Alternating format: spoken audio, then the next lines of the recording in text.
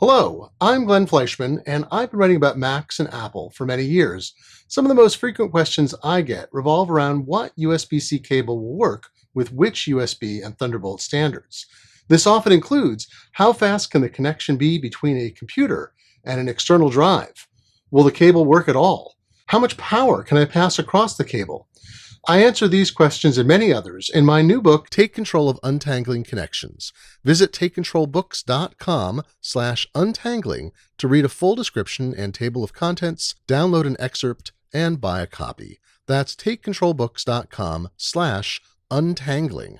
So let's get into why this is all so complicated. It's because USB-C is a universal connection type. USB-C is a 180-degree reversible or flippable connector that can appear on either or both ends of a cable.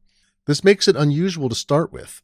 Previous USB cables always had to have different ends, one for the computer host side, typically USB Type A, the small rectangular format, and then a peripheral side, usually some kind of USB Type B, the squarish one used with printers and drives, and later, flatter and trapezoidal ones paired with hard drives and SSDs. The USB-C connector was introduced as part of what was called USB 3.1 Gen 2 or Generation 2, also known at the time as SuperSpeed Plus.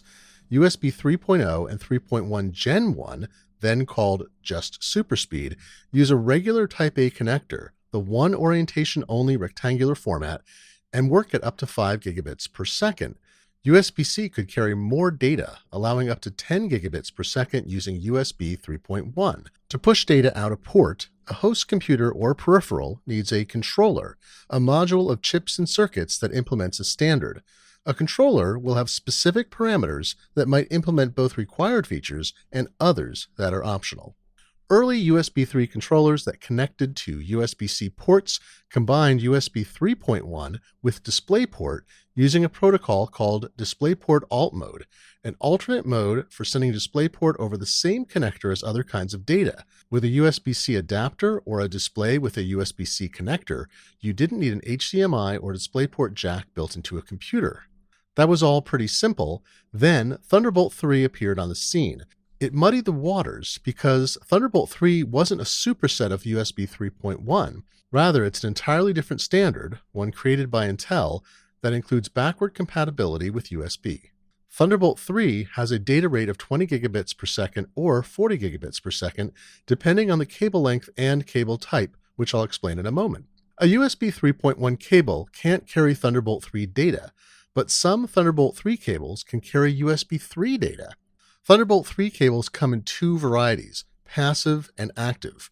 Passive cables are less expensive and can carry 40 gigabits per second of data only if the cable is no longer than about 20 inches or half a meter. Passive cables that are longer, up to 6.6 feet or 2 meters, can only manage 20 gigabits per second of Thunderbolt 3 data. If you want a longer cable that maintains the 40 gigabit per second data rate, you have to pick an active one for Thunderbolt 3. These cables contain additional circuitry in the plug-ends to reinforce the signal and can cost substantially more. A couple of years after Thunderbolt 3 appeared, the USB Trade Group added USB 3.2, which comes in 4 flavors that offer 5 gigabit per second and 10 gigabit per second throughput over a Type A connector, and 10 gigabit per second and 20 gigabit per second via a USB-C cable. These newer flavors also require newer USB controllers. Some flavors, particularly the 20 gigabit per second version, aren't supported by Thunderbolt 3 either. During this period, you could buy the following 3 kinds of cables with compatibility issues. A USB 3.1 cable that couldn't carry Thunderbolt 3 data at 20 or 40 gigabits per second. It should work at USB 3.1's 10 gigabit per second speed between 2 Thunderbolt 3 connections, however. Then there was an active Thunderbolt 3 cable that wouldn't perform at USB 3.1 rates.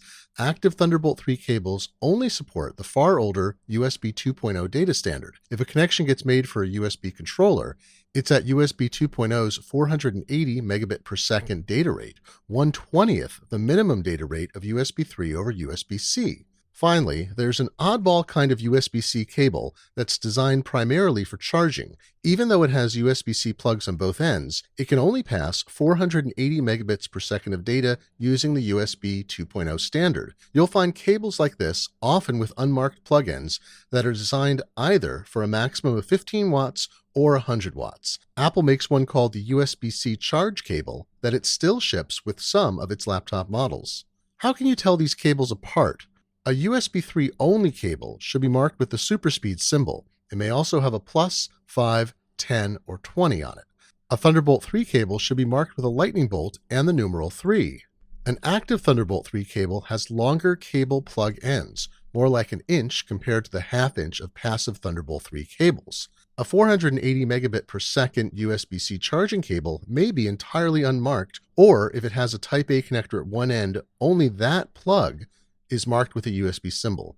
You may have to plug it in to find out that it can't perform at USB 3 or Thunderbolt speeds. Fortunately, this whole hassle has effectively ended with the rollout across computers and peripherals in the last several months of USB4 and Thunderbolt 4. It's not a perfect unification of the two standards, but it reduces cable clutter through backward compatibility and complexity. Both standards still use the USB-C connector, but they both enforce greater compatibility when connected between unlike controllers. A computer with only USB 3 or USB 4 connecting to a Thunderbolt 4 peripheral, or a Thunderbolt 4 controller connecting to a USB 3 or USB 4 peripheral. Thunderbolt 4 cables are all backward compatible with Thunderbolt 3 and cross-compatible natively with USB 3.1, 3.2, and USB 4 over USB-C. These cables also support USB 2.0 and USB 3 Type A flavors with adapters. USB 4 incorporates the Thunderbolt 3 standard and can operate between two USB 4 ports at 20 gigabits per second to 40 gigabits per second. That speed depends on the USB controller, as manufacturers can choose between 20 or 40 gigabits per second as the maximum data rate. USB 4 is also backwards compatible with earlier USB flavors. Intel, which manages the Thunderbolt standards, says all Thunderbolt 4 cables must be what it calls universal. This eliminates the distinction between active and passive cables for all major features up to about 6.6 feet or 2 meters. That's most of the Thunderbolt cables that are available. A properly made Thunderbolt 4 cable is also fully USB 4 compatible. This cable can carry every standard at maximum rates over USB-C between two ports that support the same standards. For Thunderbolt 4, that's now always 40 gigabits per second. For USB 4, that's either 20 or 40 gigabits per second, depending on the controllers. Power remains a different issue. USB-C ports with USB 3.1, 3.2, or USB 4 compatibility deliver at least 7.5 watts. Thunderbolt 3 and 4 jacks must offer at least 15 watts. However, as you know from the laptops, docks, and other devices you use, higher wattages are also possible. The USB Trade Group offers a separate power delivery protocol, or USB PD, that deals with power on USB ports and passing over USB cables. Thunderbolt 3 and 4 rely on the USB PD for handling power instead of a separate Thunderbolt specification. A USB-C cable that meets power delivery 2.0 or 3.0 specifications for higher wattage must be capable of up to 100 watts. All Thunderbolt 3 and 4 cables require by spec that they carry up to 100 watts. Thunderbolt 3 ports didn't have to deliver that much. It's also possible to find Thunderbolt 3 cables that claim to handle just 60 watts of power, and I haven't found an explanation as to why. Starting with Thunderbolt version 4, at least one port on a computer has to offer up to 100 watts for charging. The USB Trade Group released Power Delivery 3.1 in 2021, allowing devices to offer either up to 60 watts or up to a whopping 240 watts. To deliver this higher speed required for some modern laptops, you need a computer, cable, and power adapter that all support this revised standard. We'll see more of this in the future, as this higher wattage standard can be paired with fast charging to allow laptops and mobile devices to recharge in tens of minutes from 0 to 50% instead of as long as a couple of hours. So what's the best answer to using USB and Thunderbolt?